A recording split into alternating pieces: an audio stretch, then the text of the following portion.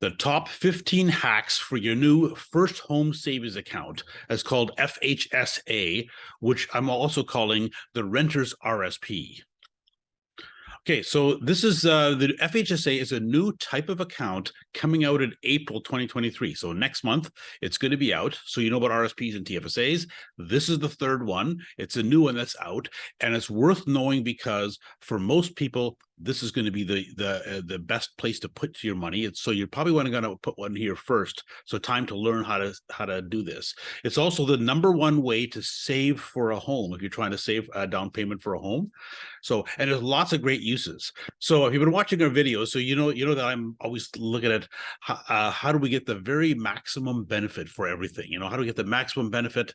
How do we pay the least amount of tax? So we're always looking for the really creative solutions. So I've figured out the top 15. So once you watch this video, you will be an FHSA expert. All right, so what we're going to learn today is first we're going to learn about the top 15 hacks. So what we're going to learn is what is an FHSA, what are the FHSA rules, why were they created, why is FHSA the #1 way to save for your down payment, and then we're going to go through these 15 hacks, okay, which are the best uses, the most creative, best uses for the FHSA that will make the biggest difference for you. So now, first let me just read what they are, and then we'll go through them. So the top 15 hacks. #1, it's the best. Well, we're going to show you the best way to save for your home down payment. Okay, using it, but then we'll show you the best way to save. So why are FHSAs called the Renter's RSP? So that's the nickname you can use for it, Renter's RSP. Could have gone with tenants, but renters is RR, so Renter's RSP. Why you should open one this year, even if you're not saving for a home. What's the difference between an FHSA and the RRSP home buyers plan? Should you contribute to FHSA, RSP, or TFSA? So you probably struggled with RSP versus TFSA. Now there's 3. What's priority for you? So should you claim or defer the deduction for your FHSA contribution? You can't deduct it. I'm also going to have it's the first known FHSA joke, and it's what's the difference between an FHSA and a virgin? Interesting topic. Why FHSAs make a great gift for your spouse or kids. FHSA uses for self-employed business owners with a corporation. That's interesting. So also FHSA hacks for the GIS strategy for retirees. FHSA uses for non-residents. How to contribute $2,500 more to your FHSA with the FHSA Top-up Strategy. Now, you've probably heard me talk about the RRSP Top-up Strategy, but now there's also an FHSA Top-up Strategy. What to do if you have no extra cash flow to invest. Why is FHSA a bad name? And how to get a free 8,000 contribution to your new FHSA. So that's what we're going to learn today. Those are the 15 top hacks. So, all right. So first of all, what is an FHSA? So it's the acronym for First Home Savings Account. Okay, it's the #1 way to save for your home down payment. I'll explain that in a minute. So most of the rules are about the same as RSPs. You put money in, you get a deduction and stuff. You can contribute up to $8,000 per year for up to 5 years. So that's 40,000 in total. All right. So it's not dependent upon your income like RSP room. It's just everybody who gets one gets 8,000 a year of room. Okay, you can use both the FHSA and RSP home buyers plan. So if you go to the CRA site, it says you can't, but the CRA site hasn't been updated since last year, and CRA is wrong. So you can use them both. Contributions do not affect your RSP contribution room. So contributions are tax deductible like an RSP, but the contributions are calendar year, not first 60 days of the year. RSP, you can contribute in January or February for the prior year. You can't with an FHSA. It's like a TFSA that way. You have to contribute by the end of December. Withdrawals to buy a home are tax-free and do not have to be repaid. So that's the really cool part. You put money in, get a refund, then you take it out for a home, and you don't have to pay tax on it or repay it. So it's beautiful. Withdrawals other than for a home are taxable. Just think of it like an RSP. You have to close it by December 31st, 15 years after you open it, or at age 71. So it's got a 15-year life. right? So this year plus 15 years. So amounts not used for a home can be transferred to your RSP tax-free. So, and transfer to your RSP do not affect your RSP room. Okay, so that's kind of basically what it is. So here's some of the rules. You just kind of have to understand these basic rules, and then you'll see how the hacks work. So now, first of all, you must be a first-time home buyer, okay, which means and you have to be a Canadian resident to open an FHSA. Now, the definition of first-time home buyer, it means you did not own a home this year or the last 4 years, 4 calendar years. That's the definition of first-time home buyer. Okay, so your contribution carries forward 1 year only. So you don't RSP room, and it carries forward forever if you don't contribute it. FHSA only carries forward 1 year. So you can only contribute this year and last year. You can't go back further. You can carry forward deductions like an RSP, like you put money into an RSP, but you don't have to actually claim the deduction this year. You can delay it if you want to. There's a penalty of 1% a month for over contributions. That's the same as RSPs. Withdrawals do not give you more room. So, like that's the same as RSPs, but TFSAs, you take money out, you can put it back in. FHSAs, once you take it out, you don't get more room. Income and gains inside the FHSA are not taxable, same as RSPs. You can buy the same investments as RSPs and TFSA. So it's all the same things are eligible. Probably want to invest at the same. You must be a first-time home buyer and a resident of Canada, but when you withdraw from it and on possession date, for buying a home. So it's the date you withdraw and the possession date of the home. Both of them, you have to be both a first-time home buyer and a resident of Canada for this to be a tax-free withdrawal, and the home must be in Canada. You can withdraw for new build up to October 1st of the following year. So, if you're getting a new home built, you have to put deposits down ahead of time. Well, if the home is going to be built later this year or next year up to the end of September, and your possession date is by then, you can take out money now, from your FHSA tax-free and use it for your deposits along the way. So there's no spousal FHSA. RSP has spousal RSPs, no spousal FHSA. Any beneficiary other than the spouse is taxable on death. So if you die and you have a beneficiary other than your spouse, then your estate pays tax on it. And you can name your house as successor holders. Well, not beneficiary, but successor holder for a tax-free transfer to their FHSA or RSP or REF. Okay, so that's the best thing for most married couples. Put your spouse as the successor holder, because if they outlive you, it's a tax-free transfer. Okay, so those are kind of the main important rules you need to understand. So now, why were they created? It's basically created because homes have become unaffordable. So especially for young people, it's so hard to get into the real estate market. Now, once you're in, it's moving up isn't that bad, but it's so hard to get in. And I think the biggest, there's been a number of causes for it. The biggest one is that the government really doesn't have a plan for increased immigration. So they bring in, more immigrants. More immigrants are actually good for growth of the economy. However, governments typically, incompetent, bring them in, but don't have a plan for homes for them, and that's why more people buying, not enough homes. That's why prices keep going up. So anyway, and inflation is so high. So right, it gets cost of living is so high. But I know a lot of young people, especially young people that I know, have trouble saving enough for a down payment. And a decent down payment should be pretty large. It should be 20% of the home value, and that to avoid paying a large CMHC fee. Now, CMHC fee has zero benefit for you. It's a fee that you pay. It's pretty large, often over $10,000. You pay it. It's an insurance fee to protect the bank in case you don't pay. There's no benefit to you. So it's kind of smart, if at all possible, to have 20% down. We also have quite a few clients wanting to do the Smith maneuver. Like once you buy a home, you're in a home, it's hard to save. But a Smith maneuver is a way you can save for your retirement without using your cash flow. And again, you need 20% down to be able to do that.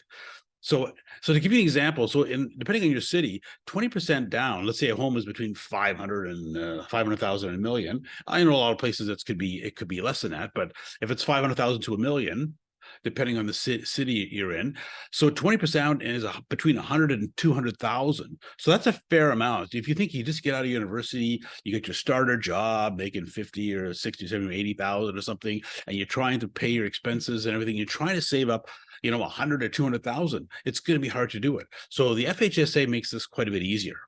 So especially if you use it well. So, all right, so that's why it's created. Let's go through these 15 hacks. We're going to see how this, and you'll see how the how the FHSA can really work for you. So first of all, you and your spouse can both use both the FHSA and home buyers plan. So this is, you try to save up for a down payment. This is probably the best way to do it. So number one, do FHSA first. I'll explain that later. So you can do 40,000, your spouse could do 40,000. It's 8,000 a year for 5 years. So you both do it, that's 80,000. And then you do the home buyers plan. So this is RSP contributions, and you can each borrow 35,000 out of your RSP. That's 70. So that's a total of 150,000 that you can use for your down payment. And all of that, all of the 150,000 contributions is tax deductible. So then what happens is, depending on if you're 30, 40, 50% tax bracket, you'll get between 45 and 75,000 of tax refunds for this. So so somewhere between a third and half of your down payment all comes from tax savings. So this is the way to do it. So basically you put money in, you put your tax refunds in as well, or use the top-up strategy, which I'll explain later on. But this is the fastest way to build up a good sized down payment for your home. So, all right, so you can save 150,000 and get tax deductions for all of it, and then recontribute the tax refunds. That's the number one way. That's the way you should save for your down payment. Hack number two, why are FHSAs called the renter's RSP? So yeah, I didn't spread that word, because you know what? A lot of people think, I'm going to rent forever, so FHSA is not for me. But no, if you're going to rent forever, FHSA is exactly for you. So because you do not have to have the intention to ever buy a home. You can just, if you don't own a home, you can just open an FHSA. And if you never buy a home, it's just a free 40,000 additional RSP room. Right, so you contribute it over time, then you transfer to RSP later on. So if you end up buying a home, it's a tax-free withdrawal. If you never buy a home, just transfer it to RSP. It doesn't affect your RSP room, so it's just a free additional 40,000 of RSP room.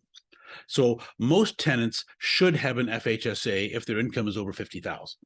Okay, even if you're never going to buy a home. I'll explain why 50,000 in a minute, but most tenants should open one up. And I would suggest in general, starting this year, probably do your FHSA contribution before you do your RSP contribution. Hack number three, why you should open one this year, even if you're not saving for a home. So as long as you don't own one now. So an FHSA contribution room starts accumulating when you open your account. Okay, so the RSP room, if you don't open one for years, your RSP room just it just grows every year based on how much earned income you had the past year. So you wait a number of years, you get a bunch of RSP room. FHSA doesn't work that way. You have to open an account, and you only get 8,000 a year room starting the year you open it. Okay, so if you're going to start, so if you open an account this year, you just put a token amount into it. Now you have the account open. That means now next year you have 16,000 of room. If you wait till next year to open it, you only have 8,000 of room next year. So all right. So now the one exception is, remember, so once you start opening it, this 15-year life of the FHSA also starts. So if you plan to buy a home more than 15 years from now, then wait to open your FHSA until you're within 15 years of when you're going to buy your home. Hack number four, what's the difference between an FHSA and the RSP, the home buyers plan that we have now? So what's the difference between them?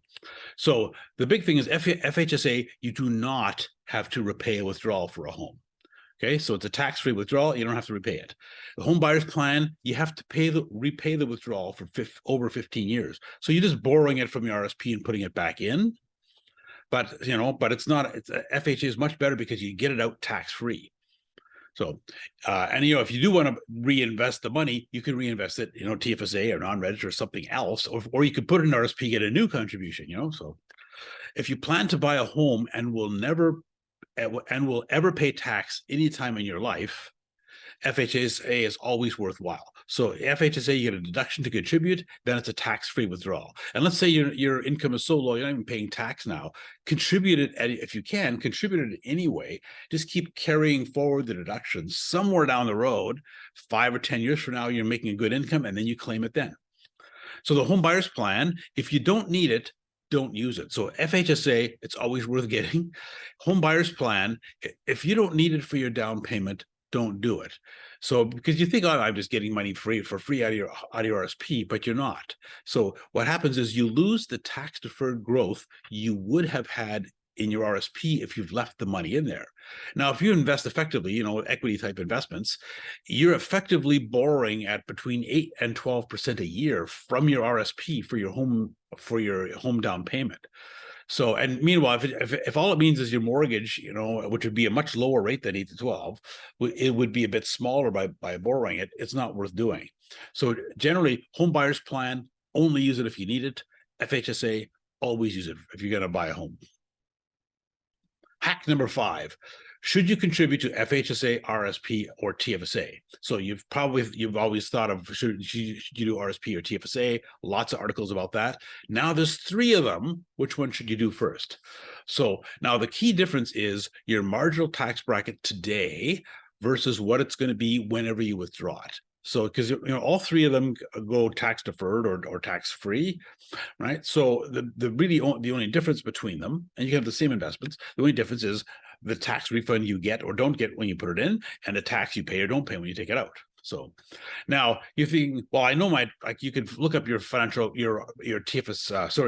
your marginal tax bracket today. I'll show you that in a minute. So, but how do you know what it's going to be after you retire? Well, you know what? That's one of the benefits of having a financial plan, because once you have a financial plan, you know how you're going to retire. You already figured out what you have to do to get there, and what's the lifestyle you want. So you also know what your tax bracket's going to be at that point. Helps you make much smarter decisions today. So now the general rule is if your tax bracket is higher today than it's going to be after you withdraw, then FHSA is number 1, and then RRSP is number 2. Okay. Now, if you're in the same tax bracket today or a lower one than you're going to be when you withdraw, then TFSA is number 1. Okay. Now, one thing is, so, most seniors are in the lowest 20% tax bracket, but they often have an effective tax rate that's higher because there's a bunch of benefits you can get when you're over 65 from the government that are taken away based on your income. So those clawbacks are effectively additional taxes. They're extra tax that you pay based on your taxable income. Right. So the seniors, so if you think if I don't get much of a refund now and I'm in the same bracket later, but I also lose some government benefits, then this didn't really help you. So now, if you plan to buy a home, FHSA is number 1. Right? So your tax bracket on withdrawal is 0 because it's a tax-free withdrawal. You get a contribution, you get a tax refund when you put it in, or even if you carry it forward. So if you plan to buy a home, FHSA is number 1. Max it out before you do anything else. So, and it's as long as you will ever pay some tax. If you're never ever going to pay tax in your life, then there's no benefit. But if you will ever pay tax in your life, FHSA is number 1. It's the one to do. Now, the home buyer's plan must be repaid to your RSP. So the withdrawal tax bracket is after you retire, right? So you get a contribution now for putting money in. You borrow it from your RSP, which is tax-free, but you have to put it back in without getting a new deduction. So, and then you eventually take it out after you retire. So it's the after retirement withdrawal marginal tax bracket that matters with it. With home buyers plans matters the same as any other RSP. So now, if you'll never own a home, FHSA is best. If you never will own a home, since it's a free 40,000 RSP room that you only get if you open an FHSA. So if you don't open it and you max out your RSP room, then that's then you and let's say you buy a house later on or something, or whatever it is, then you can't open it later on. But now open it up, put your money in, you get your free 40,000 room, plus you get all your future whatever RSP room you earn based on your income. So now the one exception to this is if you will never ever maximize your RSP room, then it's you don't actually lose anything by having FHSA, but So it might be worth doing it anyway, just in case. But if you're never ever going to get anywhere close to maximizing your room, then then why bother with another account? So I've run into clients that have over 200,000 of RSP room. You realize they're just never going to maximize it. So why bother with an FHSA? But for pretty well anybody, it's worth doing. So most people will be in the lowest 20% bracket after you retire. Okay. So if you don't have a financial plan, don't know what your tax bracket is going to be after you retire, it's probably going to be in the 20% tax bracket. So also, because if you don't have a financial plan, you have to be in a more comfortable retirement, you have to save a lot. If you don't have a financial plan, you're probably not going to get there. So you're probably going to be in the lowest 20% bracket. So also, you and your spouse can each have 50,000 taxable income in the lowest 20% bracket. Plus, you can have, TFSAs and non-registered investments you take money out of as well. So, we have clients living on 150,000 a year that are retired as a couple, and they're all in the lowest 20% tax bracket because both of their taxable incomes are under 50,000, plus they have a bunch of other, other money that they get that pay little or no tax on. So basically, you can have a pretty decent retirement and still all be in the lowest tax bracket. So now the rule of thumb here on this FHSA versus RSP versus TFSA issue is if your income today is over 50,000, FHSA is probably number one, RSP probably number two. If your income is under 50,000 and you're not buying a home, TFSA is number one. Okay, so but if you are buying a home, FHSA is number one again. So, all right, so that's how you figure out which of the three you should do. Okay, now just so you understand what your marginal tax brackets are, if you've never seen this, this is what actually happens. Well, the first 50,000, you're paying 20% tax on. There's a small one for 24. And then once you up to 53,000, you're in this 30% bracket, right? So these, and then see, once you're up to like a little over 100,000, say over 107, you're paying 40% tax. Once you get to 220,000 a year, you're paying 50% tax and more. And this is over 54% if you're over here. That's my pet peeve. I do all the work, or you do all the work. Why should the government get more than 50%? More than 50% is my pet peeve. But but anyway, so if your actual tax that you pay is an average of these rates, depending on what your income is. But what matters for the purposes of RSP and TFSA is the marginal tax bracket, which is how much of a refund do you get? You put 8,000 in, how much refund do you get?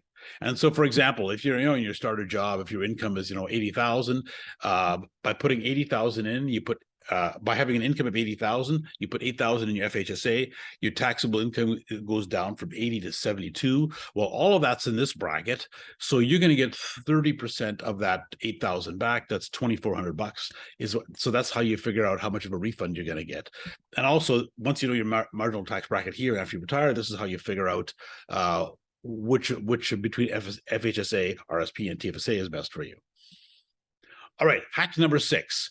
Should you claim or defer the deduction for your RSP contribution?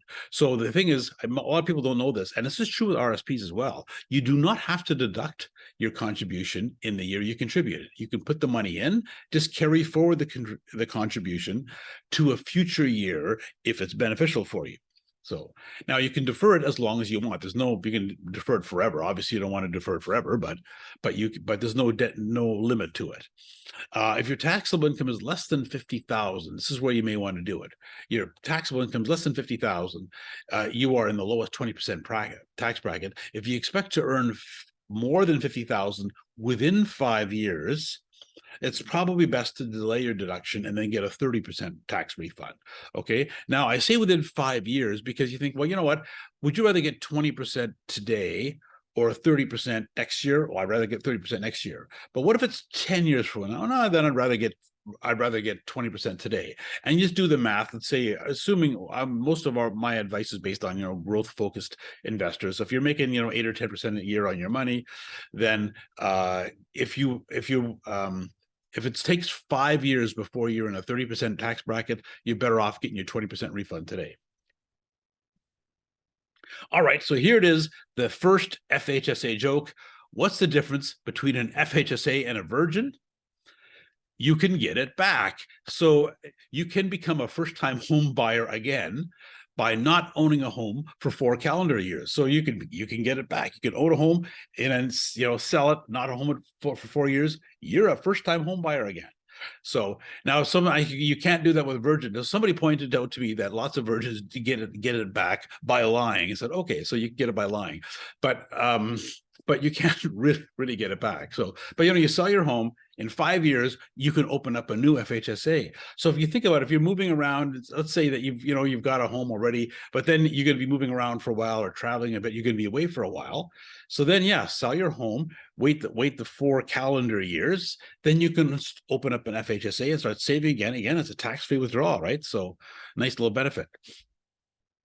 Okay, so why are FHSAs a great gift for your spouse or kids? So they're a good way to help them save for your home.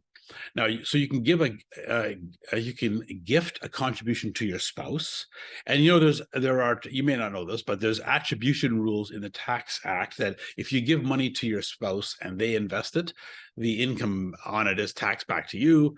However, it doesn't apply to FHSAs, or RRSPs or TFSAs. So you can put money into your spouse's FHSA. It's no problem, no tax issues. There's no such thing as a spousal FHSA, but you can put money into your own and into your spouse's. So that's for your spouse. For your kids, we've run into a fair number of parents that want to help their kids buy their first home. So often they want to help their kids pay for the education, and then also just buying the first home. And I'm finding it's more common now because the down payments are so huge.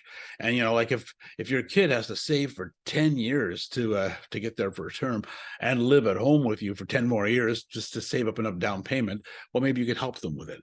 So, and down payments are huge. So now the interesting thing is always a question of, is it actually smart to give your kids money for a home? So studies actually show the more money you give your kids, the worse off they will be in the future. That may sound surprising, but what it is, it's all about learning money skills. So if your kids are good with money, they will always have money, whether you give them money or not. If your kids are bad with money, they will never have money, no matter how much money you give them. And I could say this from experience. So the main thing is not necessarily giving them money, but teaching them money skills.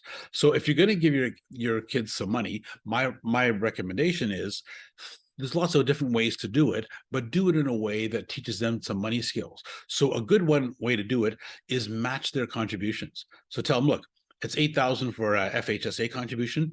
If you put in 4, I'll put in 4. And actually, it's pretty smart for them because they get the tax deduction of $8,000. They'll probably get $2,500 or $3,000 or even $4,000 back, depending on their income. So it's pretty smart for them to do it. But then you're teaching them; they have to come up with a way to save the first $4,000. So teaching them money skills is do it in a way that teaches them some money skills.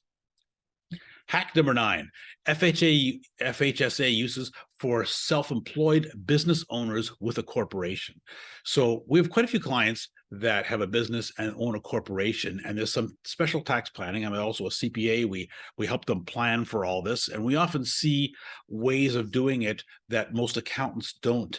And part of that is because accountants tend to look at, how do you pay less tax this year? We look over your lifetime. Plus, we also understand the investment benefits of it. So very often, if you own a corporation, and you're paying yourself from it, you can pay yourself salary or dividend. Okay. In most cases, it's smartest to pay yourself only dividend. Okay. And the biggest reason is because if you're paying $7,000 per person, if you and your spouse into CPP, right? So because as a self-employed person, you have to pay your share plus the employer's share. And so if you and your spouse have a business together, that's $14,000 you're paying into this. And CPP has a really low rate of return for self-employed people. So, the rate of return is about 2%. Like if you look at how much, not what's they're making inside the pension. If you look at how much money, if you put in for money for 30 years, you put in the maximum, and then you retire and live 40 years, to a normal life expectancy, and by taking money out, and you figure out, and you get the maximum in and the maximum out, what you realize is you've made about 2% per year on your money. And if you're self-employed, it's only 1% a year. So, I mean, a lot of accountants think, oh yeah, you should pay enough salary so you pay into the maximum CPP, because it's a government benefit.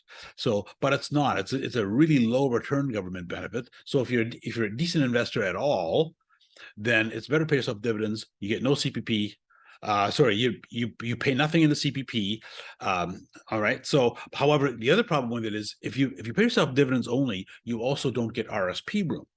So then what generally the best thing to do is you leave your money inside your corporation, and your corporation or a holding company becomes your retirement fund.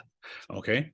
So instead of RSP, now if you still have RSP room, you won't get any more, but it's still worth taking money out of the corporation, pay yourself a dividend, put it into RSP. There's a tax savings from doing that. So that's worth doing in most cases. So, but you know what? So, but you don't get any more RSP rooms. You're going to run out probably, and then after that, you just leave your money in the company. However, if you don't own a home, you can still get FHSA room even if you're paying yourself dividends only. So that's where, so you can still pay yourself dividends only, put some money into an FHSA, later on transfer it to your RSP. So it's a cool thing that self-employed business owners with a corporation can do. Now, the FHSA hack for the GIS strategy for retirees. Okay, so first of all, GIS is the Guaranteed Income Supplement. It's part of the OAS, the Old Age Security Program for seniors. It starts at age 65. And basically, if your taxable income is under 21,000 as a single person or 20,000 as a couple, you can get up to 12,300 tax-free from the government. It's a separate pension plan if you're single, or 15,000 as a couple. But it's reduced by 50% of your income. So this is essentially a 50% tax bracket.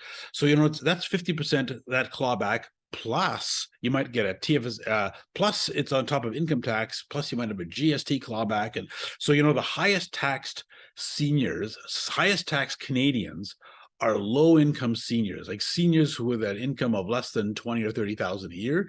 Those are the highest tax Canadians, because they're losing all these benefits in there. We actually had a case where a senior was actually in a more than 100% tax bracket. So by taking money out of RSP, they lost 50% on GIS, 20% on income tax. They lost some GST. They were living in a building where the rent was determined it was subsidized, was based on their income, and their provincial healthcare benefit was reduced. Altogether, by taking money of RSP, they're worse off than if they just left it in there. So it's weird how bad it can be for seniors. So it's worth then thinking about, how do we do this so you don't get too much of your government benefits clawed back. So now if you're getting GIS and you're less than age 71 or less, what you can do is you can contribute to your FHSA and get more GIS. So 50% of your FHSA contribution is more GIS. So you put 8,000 in. Next year, you're getting 4,000 more GIS. So that can be kind of cool. All right. So now retirees generally, like if they're not working, you're not getting any new RSP room. So, okay, but you can still get FHSA room and contribute and save your GIS. Now you think, well, where am I getting the money from to do that? So a couple options. One is, you could just put 8,000 a year in for 5 years, wait till you're 71, take the whole 40,000 out in one shot. What happens is you lose your GIS for 1 year. Okay. But you got, you've got 4,000 a year for 5 years. You got 20,000 of extra GIS over 5 years, and you just lose your GIS for 1 year. So overall, you're ahead by planning this out. So the other thing is I have on my blog this 8-year GIS strategy. So there's also a GIS strategy for life, but the 8-year one, often what people do is they'll defer their RSP until age 72, taking any money from their RSP, and then they'll set up their income so that they're getting this GIS starting at age 65. So if you're doing this, you just put the money into the into the FHSA, then at 71, you can roll it into your RSP and your RIF, and you start taking the money out bit by bit. If you need to take more out, you can take it back. And a lot of times you're going to lose the GIS anyway when you're 72, and you have to start taking money out of your RSP. So this is a way you can get, 4,000 extra for 5 years, and then you're going to lose it anyway later on. So it's an extra $20,000 extra benefit for you. So all of this takes some planning, but if you just think about how you're going to do it and have the rules, like we don't make the rules, we just use them and recommend them to a way that is going to be beneficial for you.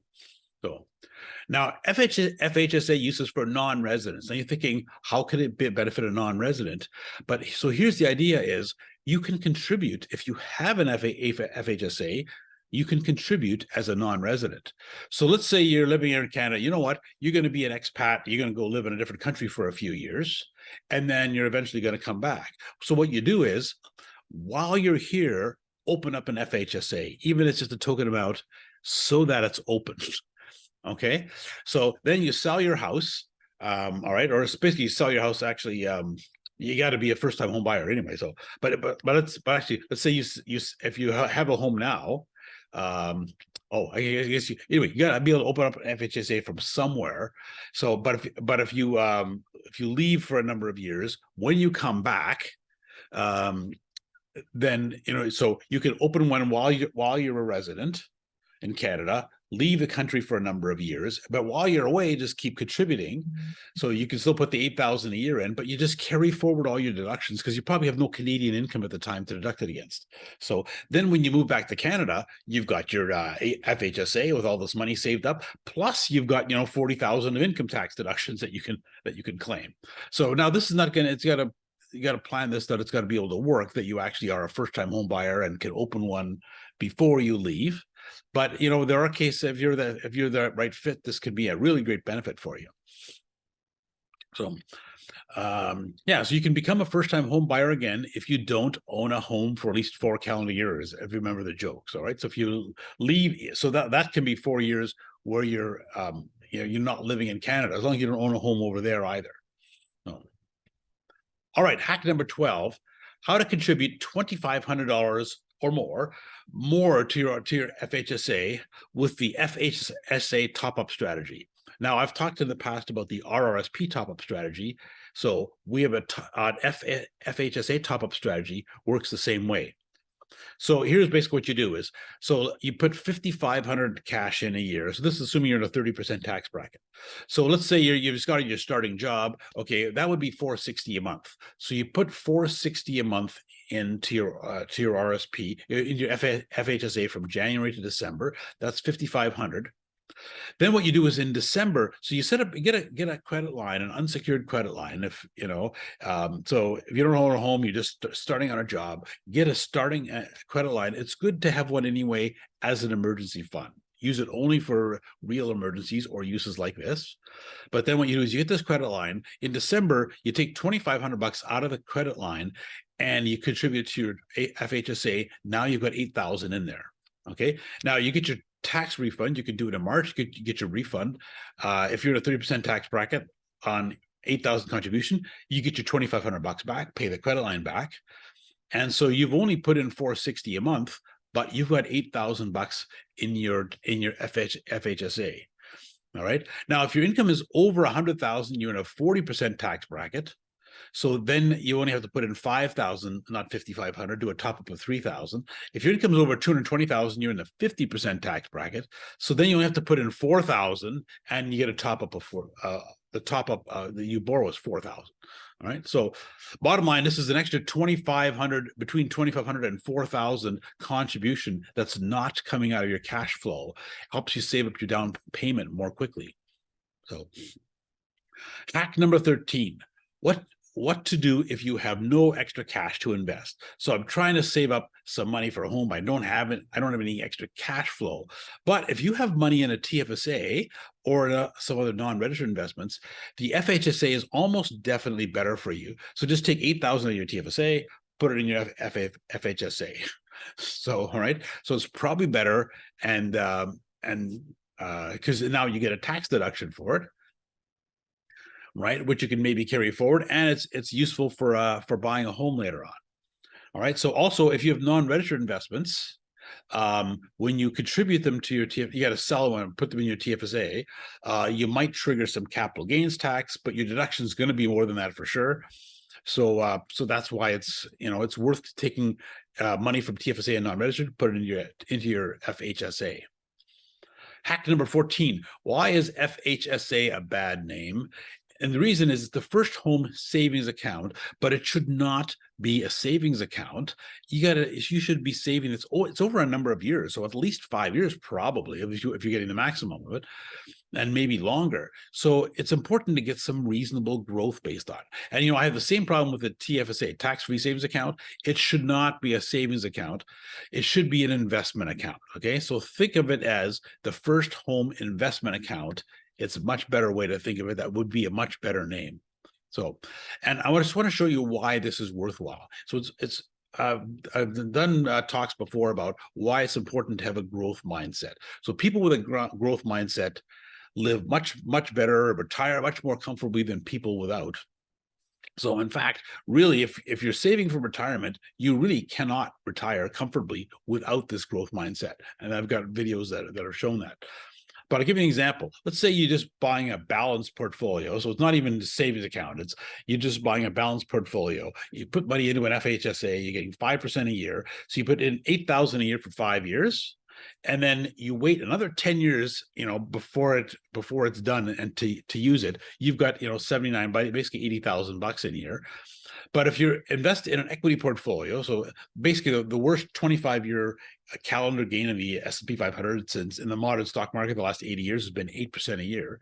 So you should make at least 8 probably if you're in an equity portfolio. If you make 8%, then the same contributions, 8,000 a year for 5 years and then waiting 10 years is 118,000.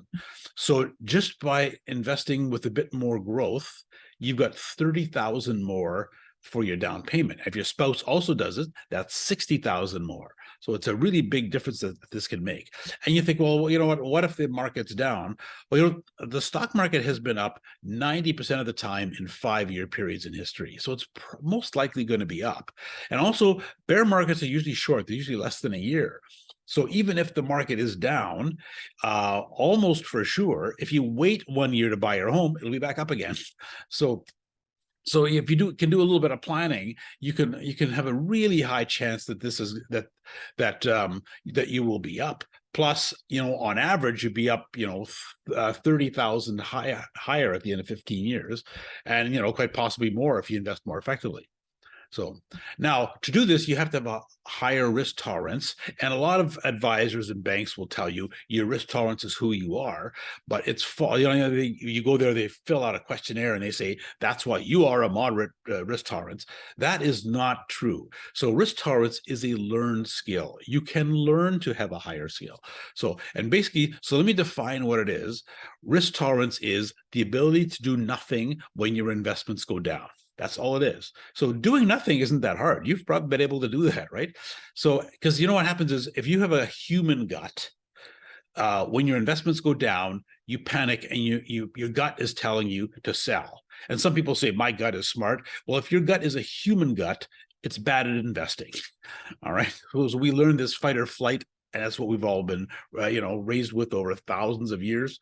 So it's not useful, but basically you just learn to do nothing. And the way you do that is you get educated on the actual stock market and stock market and bond market, what their growth is and how reliable it is and how big declines are and how long they take to recover.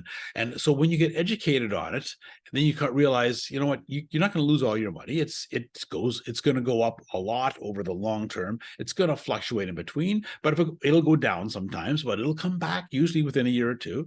And so you gain this risk tolerance, and that's what actually makes your life so much more comfortable, as well as your down payment larger.